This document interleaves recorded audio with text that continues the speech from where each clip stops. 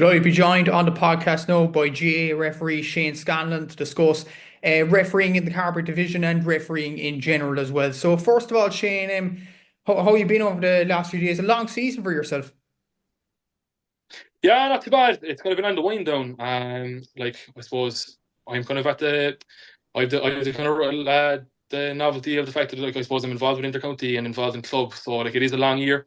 My first game this year was on the 2nd of January, and only for kind of getting an injury there in the last month. But I probably would have been up and involved up as far as last weekend. So it is a long year, but I felt to myself it was a good old year. You kind of won't get years like it.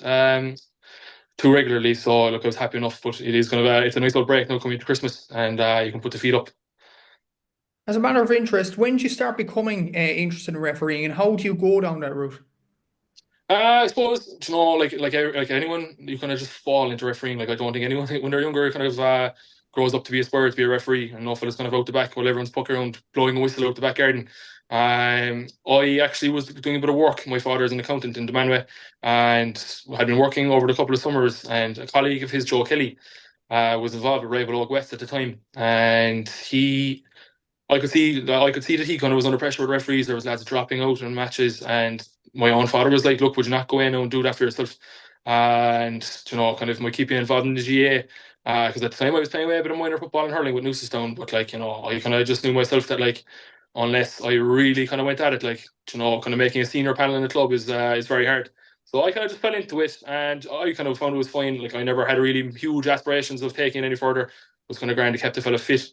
But when I went away to college, then I had kind of stopped playing with my own club properly. I played up as far as under 21, bit of junior. So the refereeing was going all right at the time, and I just kind of kept plugging away with it. Still kind of no real aspirations to kind of drive on, but I was getting good games, and they were going all right, and kind of just slowly progressed like that. But kind of similar situation to everyone.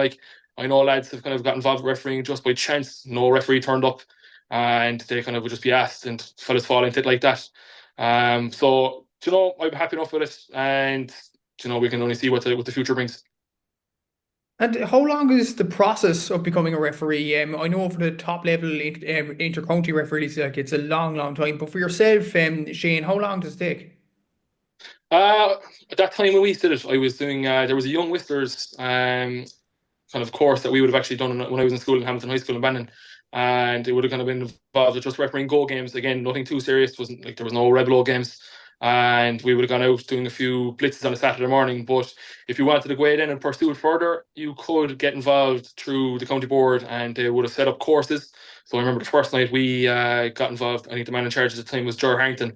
They ran two courses, and I think it was a 2 Thursdays, kind of once a month, and you kind of did the first part of the course one evening. It was about 2 hours on to the next one, and after that then you were a fully qualified referee as such. So in theory you kind of could go straight in and referee a senior match, but it wouldn't really be the progress. You'd start at under 12 and work your way up. So there's a few years in that, and even I'm refereeing now since 2017.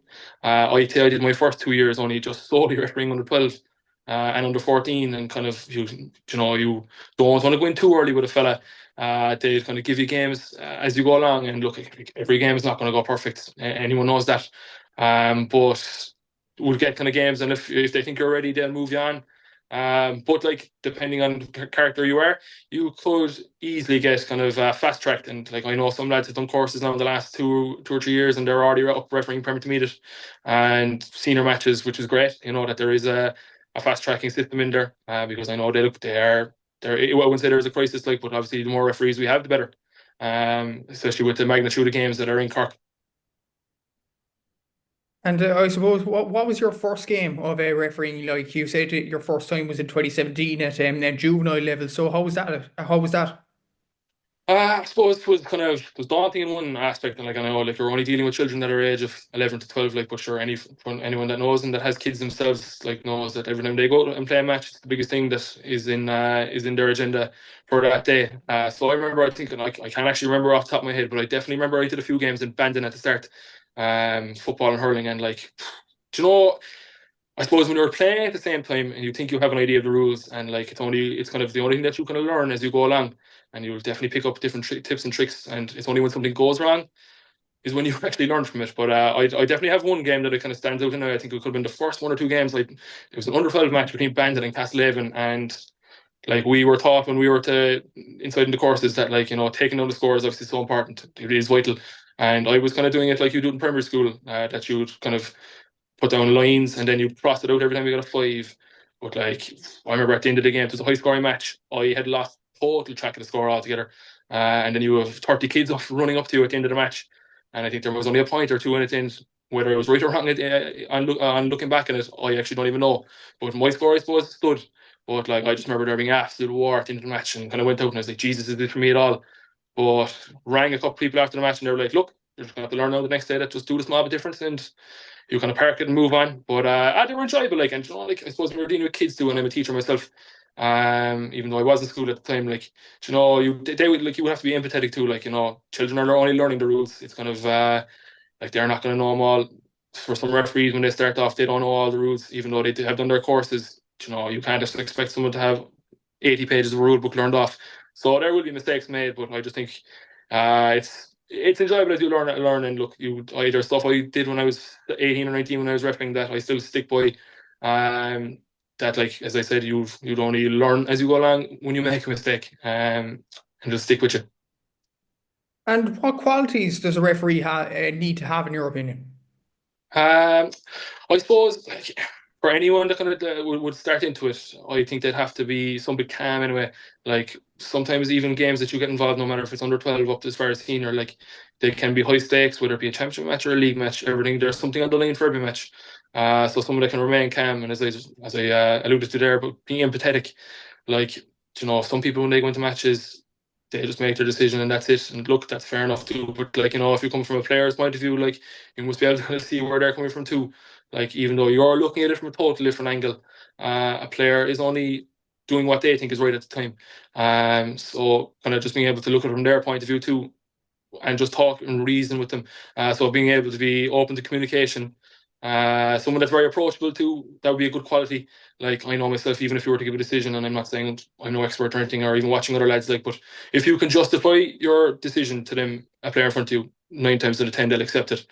And it makes things easier as you go along, because if a player can see that you're approachable, and that you're open to communication, they'll have less scope for aggro later on as the match goes on. And why would you recommend refereeing to a younger generation, for example? Like as I said, when I kind of started off, like I had no real kind of aspects, or sorry, no real intentions of kind of take it as far as it's gone for me.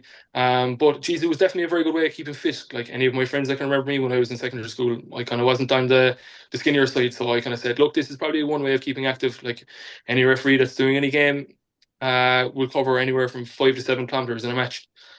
So it's definitely a good way of keeping fit. It's just a good way of keeping involved in your club too. Like I know we had a meeting a couple of weeks ago and we were discussing like what would we do in our own division, with regards to recruitment.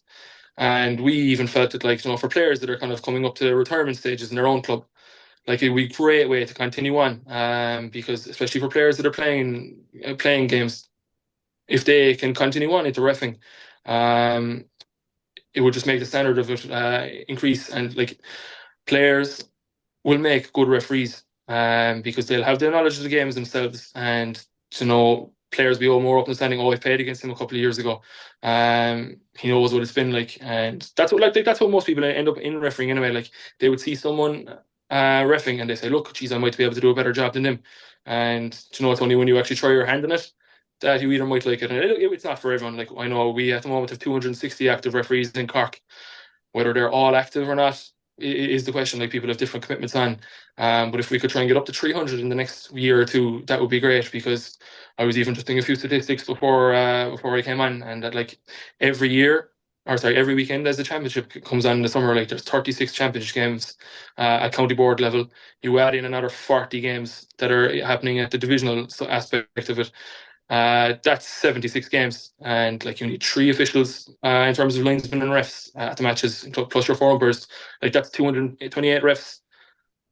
Like there's a lot of manpower needed for these games. So whether you're just trying to get involved to help out in your own club and do it as a linesman, every little helps. But it's just a very good way of staying involved. Um, it's like, I know, as I say, coaching is not for everyone, but it would just help as it is kind of a volunteer-based organization. We've seen in the past few weeks actually a piece in the paper about Aidan O'Rourke, the outgoing Carbery chairman, talking about addressing the problem of the shortage of referees in clubs in Carbery in many ways. How do you think, in your opinion, how could we address that problem?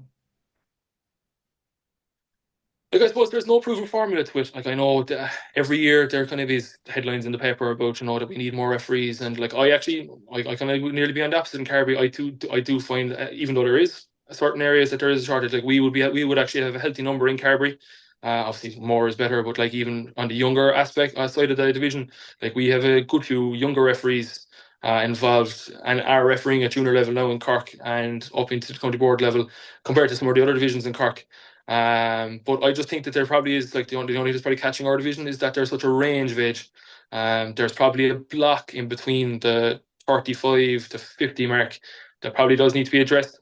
And like that goes back to your own getting out and getting the player that's nearly going to be retiring or retiring in the next few years. If we can get that age bracket of people to kind of commit to it, like it would just make the continuation of the refereeing in our division as healthy as it is at the minute. Now, how you would do it, there again, as I said, we were talking in the last couple of weeks in different meetings about what we'll do. I think we were on about having a meeting with the clubs and just like you can't force anyone to do anything in a club, but just have a chat with people in their club to identify possible people that might be involved. And like there's people that would stand in at matches and do umpire, and like every club is great for providing people.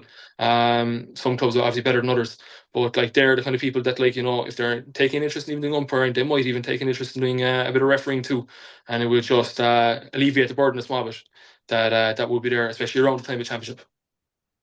And just as a matter of interest as well, you mentioned that you played underage for Town, your club as well. Which would you say is a harder thing to do, to play or to ref? Um, it's kind of funny, like because like even like I was only just preparing for this, and like I was looking in, and that was one thing I was like, geez, what I suppose, which is harder? Like players have an awful lot of commitment, and I only see it with the lads in my own house here, through our own club and a couple of friends playing with the other club. The commitment is unbelievable. Like you will be training 3 nights a week, with again with the weekend, and there's a lot to be given up, especially around the time of championship.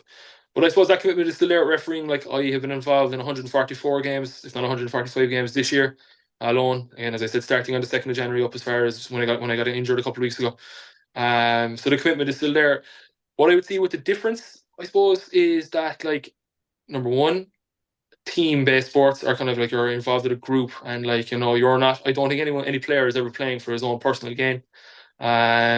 You're just trying for the betterment of the team, and that's where you're training. So the person next to you can help him on.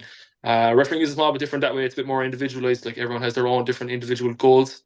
Some goals being different to others depending on what referee you're dealing with. But I also think it is just a totally different view of the game.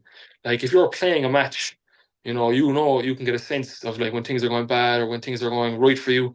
Or even if you're a fan, you're watching the match up in the stand and you can see how kind of game is going. But like it's gas even as a referee, like lads will say to me after doing a championship match or doing any match, whether it be intercounty or club, like, geez, how did you think that team got on? Or that team was, geez, they were poor there for 15 minutes. Like I would kind of be in my own world half the time when I'm refereeing because you're so concentrated on actually what's in front of you when you're taking 5 minute bursts. Okay, we'll get this 5 minutes as right as we can. Oftentimes the game kind of passes you by without like Jesus, like what actually happened there, and you get from the start to get to the end without nearly viewing the match at all. So I suppose that is different. Like you have a job to do as a referee, whereas like I just wouldn't really see that when I'm even watching matches or playing. The players have their own jobs, but like they can sense more how the game is going. Which sport would you find tougher to referee, hurling or football? Um, I suppose I have the novelty of being able to do both. I suppose our own club in Newstown is a dual club, so when I started refereeing, I was like, look, we'll do both of them. I've kind of progressed a bit more with the hurling. I would find the hurling, just because I suppose like you will be probably better at one, naturally enough. Sometimes fellas will disagree with you on that, but I kind of find the hurling easier because it just goes a bit quicker. But in saying that, like you'd have to be a bit more, like you'd have to be a small bit quicker with your decisions in the hurling, like football. it moves a bit slower. You have a tiny bit more time to think. But there is then a lot more rules in football, and like we can all see in the papers at the minute that the game of football is just going to totally change altogether. And like I understand it to be very hard for clubs, but like thank God I'm going to miss some of this in the new year. But like the rules are going to be just difficult enough for referees to manage, and like it's grand when people are looking at inter-county matches and they see it like that. But you've seven officials that are all trained to a high level there. It's the poor fellow going out doing a bit of junior football at the weekend, or going doing a county league game on a Sunday. Like how he's going to manage it, I don't know. So look, that is a question for itself. But look, we'll have to just learn that as we go along. But I do feel the football rules are a bit more technical. That is a bit more difficult. But a good game of football when it's being refereed properly can be very enjoyable too. So look, I do think that the hurling is a small bit easier. But there will be football referees will tell you the opposite. Then, like they say, I don't know how you're doing hurling because there's what is a foul and what is not a foul. Oftentimes. And you mentioned the new rules that were brought in by the FRC was passed in Congress last month, and a few discipline rules that were mentioned as well was if there is any sort of dissent, a free will be pushed up 50 meters. Then another bit as well, only captains could speak to the referees. That was put through Congress as well. What do you think of those in terms of discipline for the players, in terms of respecting referees?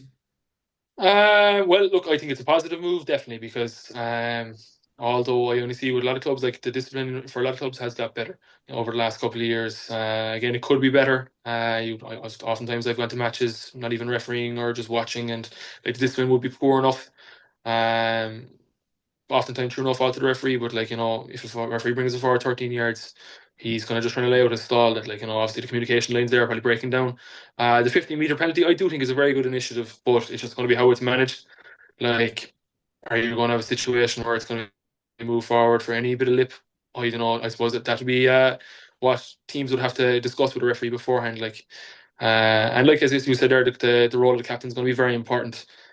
Personally, myself, I do kind of like enjoy. Well, I enjoy as the game's going on being able to just chat away to different people. It just opens communication lines a small bit more. But obviously the FRC have made their decision on that, and it'll make the role of a captain probably more important than ever. But it probably is. Look, it's the right move really, because depending on what is happening in the game, like some referees do get hopped with abuse, and it's just probably not anyway acceptable at all. So you'll notice yourself now, when we had a meeting a couple of weeks ago, that the first round of the league, especially the National League, like there will be a rake of these 50-meter penalties being given out, because the players won't be used to it, and it's only when it's going to be probably clamped down on at the start of the league, players will just get used to it. But it'll definitely kind of have a more of a zero tolerance approach to any sort of miscommunication by players to referees. And like another one that's going to be very good as well would be mentors, and how they are open to communication with referees, because if a mentor now miscommunicates with a referee through any sort of verbal abuse or to a sideline official, they're automatically given a red card, and their team is punished. And like I know every club has a lot of people involved in the background team. Sometimes it's just crazy on the sideline how many people are there. But it'll definitely have a bit more responsibility on mentors not to be the reason their team is sacrificed, our team is punished. Sorry. And we see the last few years, and maybe not this season to be fair, but in up and down the country in championships, referees getting pushed at the end of games, and players complaining about decisions towards the end of games. Like there was some in the club championships at senior level in the last few seasons. How do you think the respect for referees can be improved as we go on in the next few years? Like other than the FRC rules, of course. Look, I feel like, again, I've had this debate with a lot of people. Like it is quite difficult. Like I just don't think there is any player in the county who has actually gone down and gone out of their way to even read the rule book. Like probably just on education towards rules. He's even like I know my own club. Back was it 2 years ago? I kind of had a couple of meetings with the coaches just to kind of go through a few bits, and it probably look it wasn't the reason they did well or anything like, but it just definitely did help. I know, or they were kind of keeping tracks on disciplining themselves and like not giving away yards. as such. But the fact they even kind of got onto me to kind of get involved, and it was the same with I got involved with a different couple of clubs too, just giving a hand. And like, there was probably more of an awareness too of to what's actually going on, because like an awful lot of times, like no referee will ever just blow the whistle for the crack. As such, like they probably have seen something. The player themselves is probably just not aware of what they've actually done, or to the severity of it. And just kind of getting used to it. Like, even the technical rules there that some players just don't know about at all. And when a referee blows it, they're just up in arms because they think they've done nothing wrong, which is fair enough too. But they haven't, they haven't educated themselves, or the education really hasn't been provided to them to actually be aware of what what they've actually done. So I definitely do think education of rules to certain, or to all clubs, would be something that would be very positive. And I'd like they were on about promoting give respect, get respect.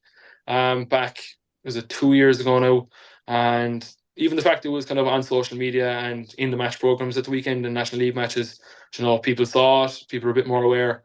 But like anything, like, Rome wasn't built in a day. This isn't going to be overchanged in one swell move. But every little helps in that aspect. Again, the more that's being promoted about kind of not abusing referees and a zero tolerance that way, it does help. I do think as well that, like, there probably should be more punishments for people that do take it over the top. I've been involved in games myself where some management teams have just lost the plot altogether, and it is reported. And what they report, or what they do, there is sanctions given. But like, the more of that is put out there, it'll just stamp it out straight away. So, like, going back to what you were saying there about the FRC rules, like, they will help massively. But again, it'll take a few years for this to actually kind of be clamped down on a small bit more. So far in your young career, Shane, you've refereed in a Carbery Junior A football final, you've refereed in a college divisional final, and this season, obviously, refereed the County Premier Senior Hurling Championship final between Emo Kelly and SARS as well. What are your targets for the next few years? Because that's some resume to have in your young career so far. Look, I suppose I was delighted, and like, going back to when I took up the whistle first up in the top pitch up in Bannon, doing the under 12 games, like, I just didn't think it would ever go this far. Um, like, I still, at the time, I still wanted to play away in my own club, and that was probably the aim. But I was like, look, we'll potter along with this refereeing and see how far it goes. But like, you're just given chances. I feel in Cork, like, going back to even another comment I wanted to pass was like that. If I hadn't actually got involved in refereeing, like, I wouldn't have been anywhere near a senior match. Whereas, like, you will referee at a higher standard than you would have if you kept on playing. If you go away from the playing route.